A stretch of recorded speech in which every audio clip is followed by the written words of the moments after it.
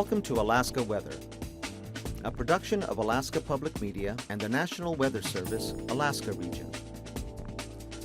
Produced and broadcast daily from the studios of KAKM, Alaska Weather provides complete forecasts, public, marine, and aviation for all of Alaska. Alaska Weather is made possible by the following sponsors.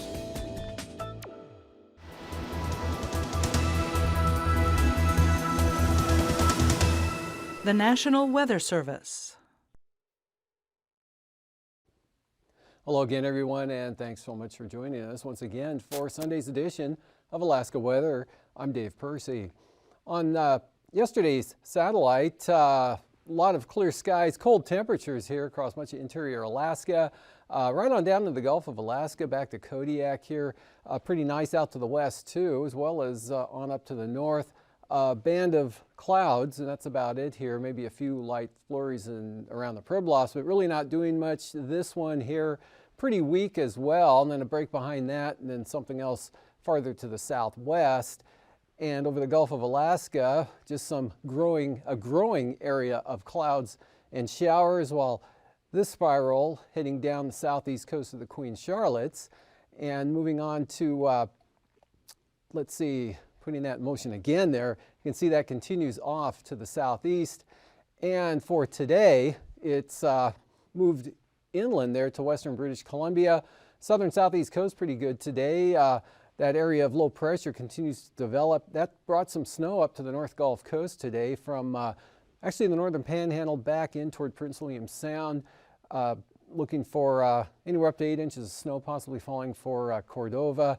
And clouds spreading over the Copper River Basin with some snow up into the southeast interior, but back to the west, just variable clouds. Cook Inlet to clear skies at times over the Susitna Valley, and fair over the interior. Up to the north there, a weak trough coming down onto the western Arctic coast there, just really increasing the clouds. Could be some areas of very light snow going on with that, but definitely not kicking the winds up much at all, with a pretty slack gradient here continuing across the Bering Sea, and a band of clouds, lower clouds, right through here, right over St. Paul, St. George Island. Otherwise, more clearing to the east, more clearing to the west, and that weak front right through here actually edged its way backward to west of Adak today, and met up with this next one that came in from the southwest there.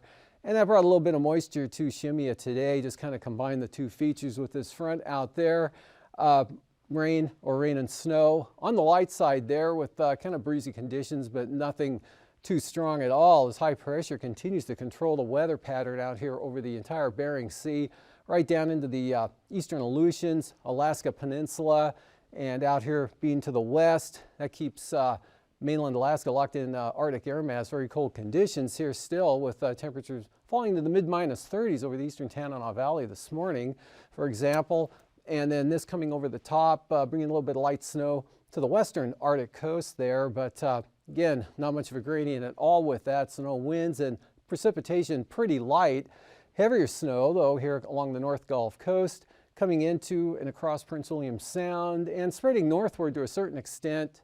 Really not much getting too far to the north of the coastal range there, but into the southeast coast, rain and snow showers mostly over the central and northern areas, and again, not too bad to the south. And could have been an isolated snow shower on Kodiak Island, mostly off the coast there. Otherwise, not a bad day in that location as well. And again, just light winds, areas of sunshine back to the west and well into the interior. For tonight, forecast for tonight is still a chance of rain for Adak, maybe some fog extending back out towards Shemya. Wind's not a problem at all, very weak system out there. High pressure holding here over the Bering Sea. That's clockwise flow around that. We'll keep this moisture back to the west, even west of the Pribilofs. May get into some clearing there for St. Paul later on. And no change to the Alaska Peninsula, no change for the western interior, as well as even the east side here. May get some light snow flurries, possibly over the upper Tanana Valley or the 40-mile country, maybe, but the bulk of the moisture will be down here along the North Gulf Coast with a winter weather advisory out for Yakutat, and that extends in across the northern panhandle. That's through 4 p.m. tomorrow. And in the Yakutat forecast, looking for anywhere from 8 to 16 inches to fall, possibly, with this next front coming up and developing there. So it's be pretty much nonstop snow in the forecast. Lighter amounts back to the west, and it looks like it'll cut off with the upper level trough heading southward. Nothing will get west of the Chugach Mountains or into Cook Inlet at all. Just some variable clouds. Less clouds as you head west tonight, so quite cold again with the light winds over the interior, well below zero, right down to the northeast Bristol Bay and northward, and even over the interior with the clouds, still temperatures dropping below zero. And that batch of light snow moves onto the north slope, and the remainder kicks off to the northeast. So really not much going on up there except just some variable clouds.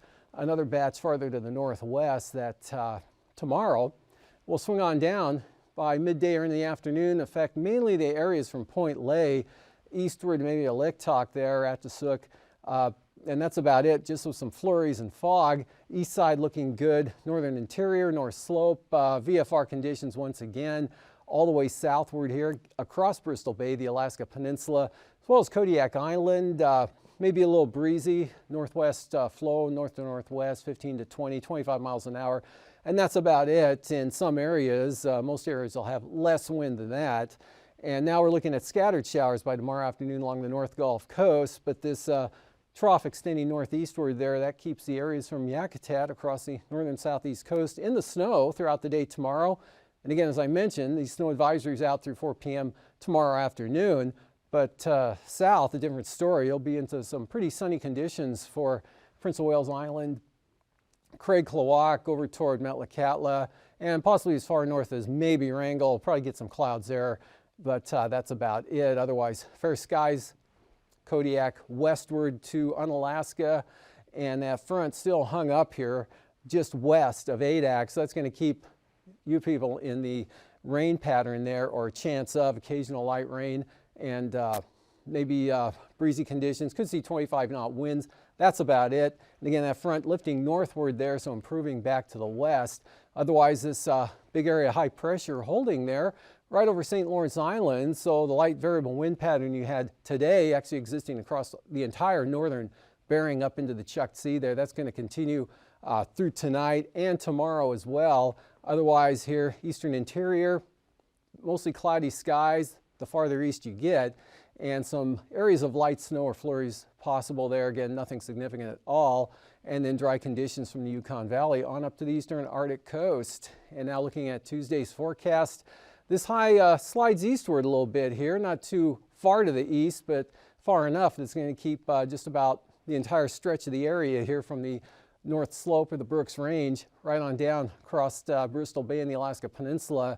Pretty well will be dry and probably mostly clear. That'll include Kodiak Island, offshore flow here off the Alaska Range, clear skies south central Alaska, as even the clouds start to pull back a little bit there. They may linger in Prince William Sound, up across the Copper River Basin, and then on the north side of the Alaska Range with a higher pressure over the Yukon. So the north side may hold on to some clouds there, and even some light snow possible here from the Besna, Northway area, down across and into possibly Yakutat. It'll be a lighter condition, definitely more of a snow shower condition with the even the southeast coast there, maybe hanging on to a chance of snow from Haines to Elfin Cove, but Juneau on down looking pretty good.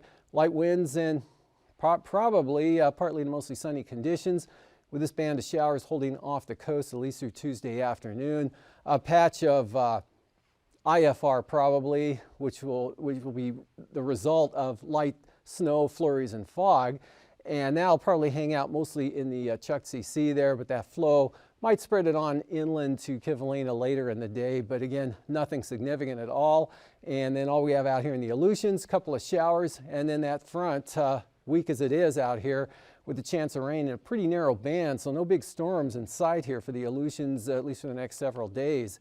Otherwise, temperatures for the Panhandle today, again, all in the 30s, mid to upper, with 39 at Sitka, 37 down at Ketchikan, and a 38 at Juneau, 33 Yakutat, Cordova, 31 degrees.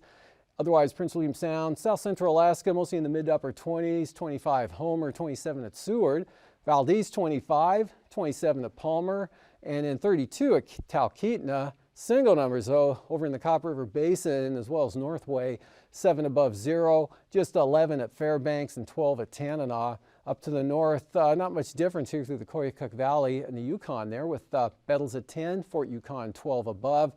Down to 0 at Anaktuvik, and then from the Brooks Range northward, temperatures staying below 0 again, 15 to 20 below along portions of the Arctic coast. And Kotzebue at minus 12, same temperature for Kivalina, but the other side of the peninsula, Nome did reach 2 degrees by mid-afternoon with McGrath here at 13, just 16 out in Amonic, and for Macoriac, 20 degrees, Bethel only 7, and then across the Bering Sea from St. Lawrence Island, Savunga at 12 above, 29 at St. Paul, 10 degrees up from that at Adak and Atka again, topping out at 41 with mid-30s for the Unalaska area, lower 30s for the peninsula, of course chilling off down to 12 at King Salmon, and upper 20s for Kodiak. Lows for tonight, again, well below 0 north and west of the Alaska Range.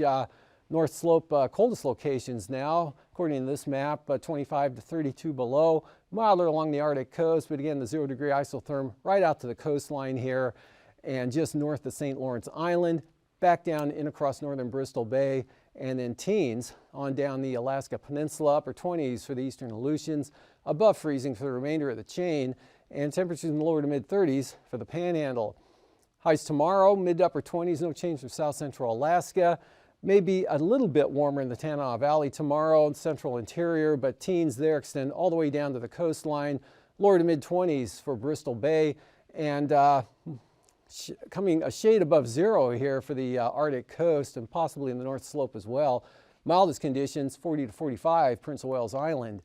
For the flying weather for late tonight, early tomorrow morning, IFR definitely for the northern southeast coast, marginal down the southwest coastline there, and then some IFR also showing up here. Looks like mostly from probably Cordova, Cape Yakataga, on up to Yakutat, and then that kind of fades away as you head west to VFR for the Kenai Peninsula, area of IFR with that moisture currently coming onto the northwest coast, slipping on down toward the north slope, but really not moving a whole lot. VFR all the way out to Nikulski, and you pick up marginal stuff that becomes IFR from Atka on out.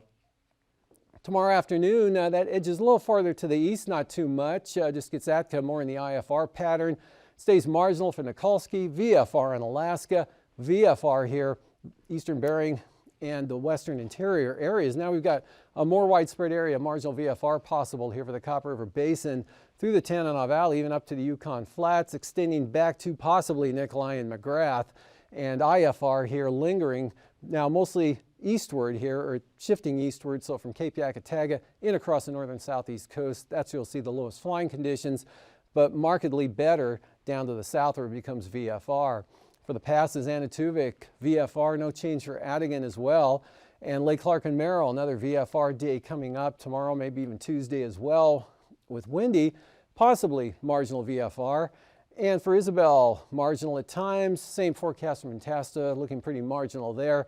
And Tanita right on the edge of some marginal VFR, so I kind of went VFR becoming marginal. That really means that just occasionally it could be marginal. So for Portage, I'd say Portage will probably be more marginal, but the trend throughout the day will be for it to become VFR later in the afternoon. And then Chilkoot and White, easy one, IFR.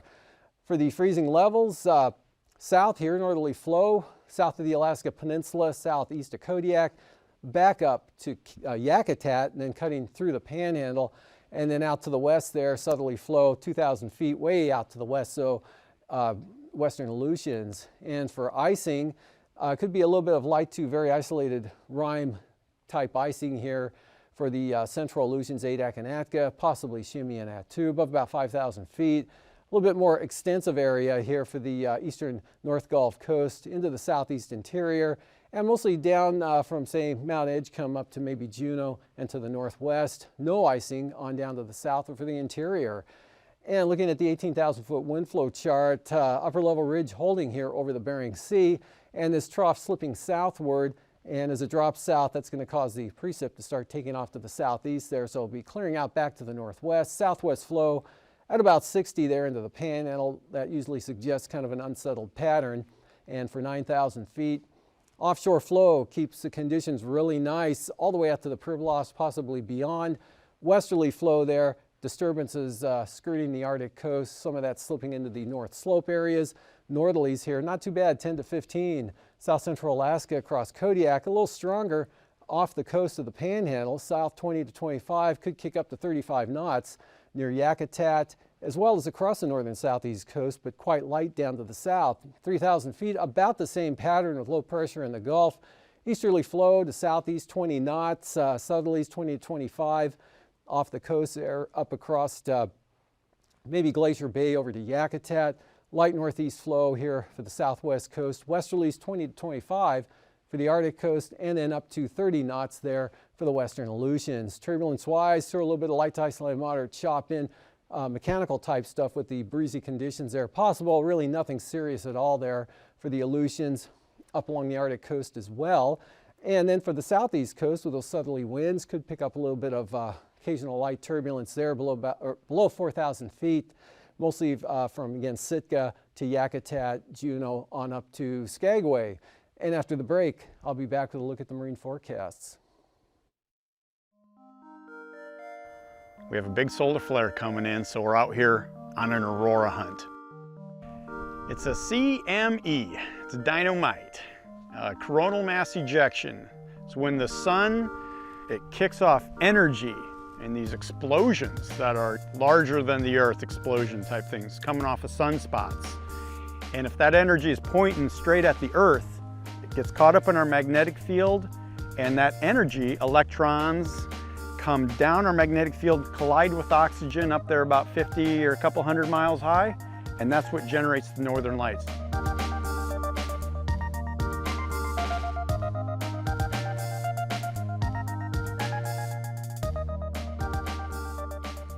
My job as the photographer and the aurora hunter is to be in position, you know, location, location, location.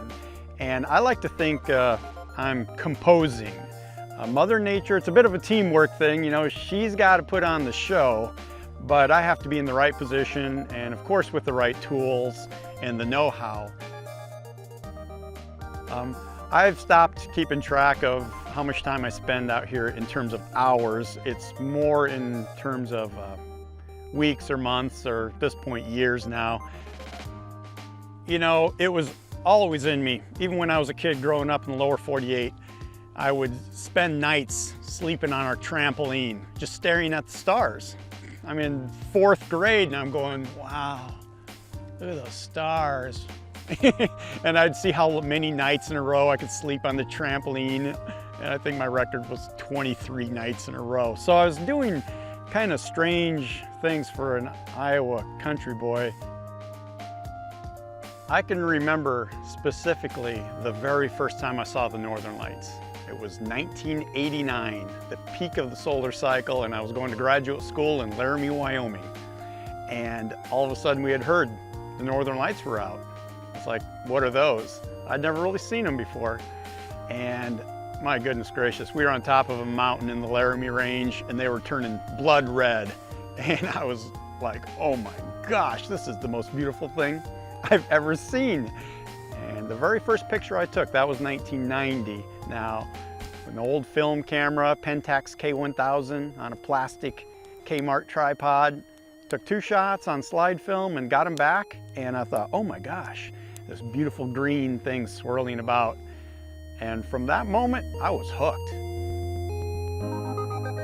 When I realized that you could preserve the auroras on film, I just experimented a ton. I'd had a heaping stack of slides, the no good ones. The experiments gone wrong, you know, too dark, fuzzy, out of focus, too light. I had this huge garbage can full of excess slide film, and that was just the learning curve. Well, when I go out here, it's all about getting the shot. And my wife and I, we've called it the hero shot. But the hero shot is the one where you just come home and you go, look at this, and everyone goes, wow, and you feel like a hero. It's a wonderful feeling. You know, it's good for the ego, of course, it's good for the business, but if you kind of strip that away, it's good for what's inside you, because that's really the hero moment in nature. And Mother Nature's putting on this show that is just mind-blowing. It's unbelievable. When I first resigned from my day job, that was in 1996, and decided I wanted to become a full-time aurora hunter, my goal from that moment and to this day still is to get one hero shot a year. I figured, and I'm talking the kind that somebody wants to buy from you and hang on their wall, where the auroras are extremely bright, very active, turning colors, where you can't believe your eyes. If you're gonna preserve a little sample of that with a photograph, well, it's what we call the hero shot.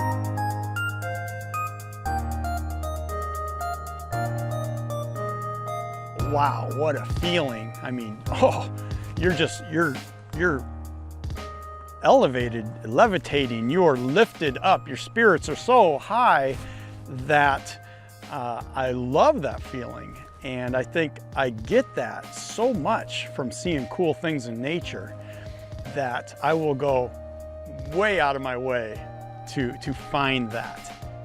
And I can, the next day, well, I'll be just laying there thinking about it and thinking how lucky I was, or how fortunate.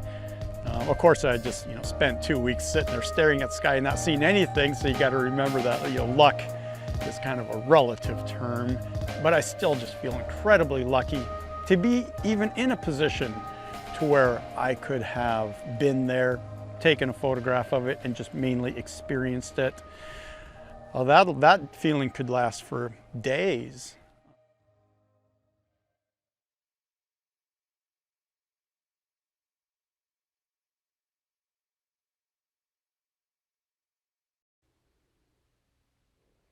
Welcome back. For the south coast tomorrow here, 20 knots, becoming southwest at 20, and then diminishing down to 15 farther north.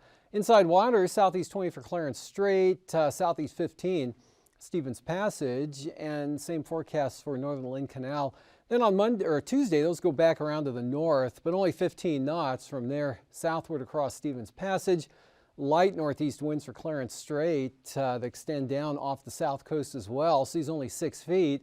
Southeast 15, pick up to 25 knots. So we've got small craft advisories here for the central coast all the way up to the north with 8-foot seas.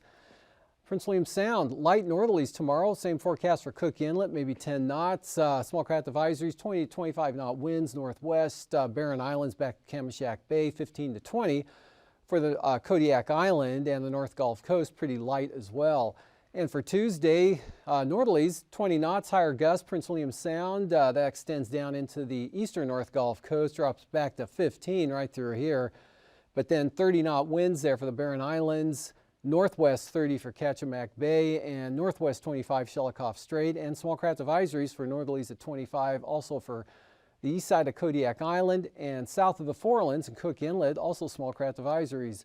For the Bristol Bay zone tomorrow, light northerlies, northeast, north-northeast 10 to 15 for the peninsula. Castle Cape to Sitkinak, north at 20. Outlook for Tuesday, north to northeast, 20 knots for the peninsula, north 20 for Bristol Bay, and up to 25 knots there for the area southwest of Sitkinak. Fox Islands tomorrow, Unalaska Island, 15 to 20 out of the east, then from about Nikolsky on out, 20 to 25 from the southeast across the central Aleutians, and that extends all the way out to Shimia with 10 to 11 foot seas.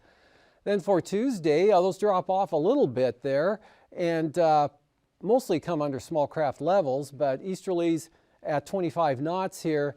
Evidently a front right through here. That's why the south winds on the south side of the islands, but small craft advisories in a narrow band ahead of that frontal boundary, drop off to east 15 to 20 across Unalaska Island. And then for the southwest coast, pretty light variable winds here, actually from Nunivak Island right on up to St. Lawrence Island, east maybe up to 20 knots for St. Matthew Island, otherwise 15 for the Pribilofs. And for Tuesday, looks like south of Nunivak Island, 20 knot northeasterlies blowing out of Kuskokwim Bay there, take a more easterly direction across the Pribilofs, drop back to 20 knots for St. Matthew Island. Light variable winds continue here, Nunivak Island on up to the Bering Strait. And for the Arctic coast on the east side, west to southwest 10 to 15 knots to the central coast all the way back to Cape Beaufort, and kind of a light variable conditions for the Chukchi Sea. Those turn south 10 to 15. Southwest 20 turns westerly 20 on the central coast and picks up 2 brisk wind advisories on toward Demarcation Point. Looking at tonight again, area of snow up here along the western Arctic coast kind of dissipates and slips on down to the west central north slope areas. South of the mountains though, mostly clear, light winds all through the interior, temperatures well below 0, maybe some flurries right through here, and also along the North Gulf Coast, winter weather advisories out, especially for the area Yakutat in across the northern panhandle for that 8 to 16 inches of snow, more of a mixed condition down along the coast. And no change for the Bering Sea, no change out in the Aleutians as well. So for tomorrow, snow continues here, but the whole pattern shifting eastward, so the snow breaks out to some scattered showers for the Prince William Sound area northward. And then no change to the west again, and another trough brings some light snow, IFR to the central Arctic coast at times, and still just a weak front out there to the west that really doesn't change much, except it dissipates across the central Aleutians and redevelops farther to the west. High pressure, clear skies, cold temperatures, all at interior Alaska. This front brings a chance of, or probably brings some periods of flurries or light snow to the central and eastern Arctic coast.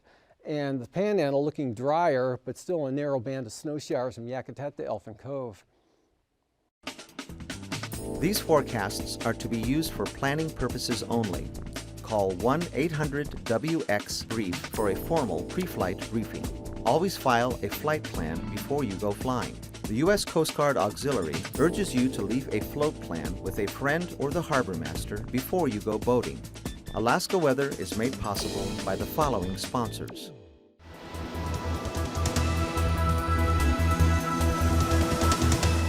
The National Weather Service.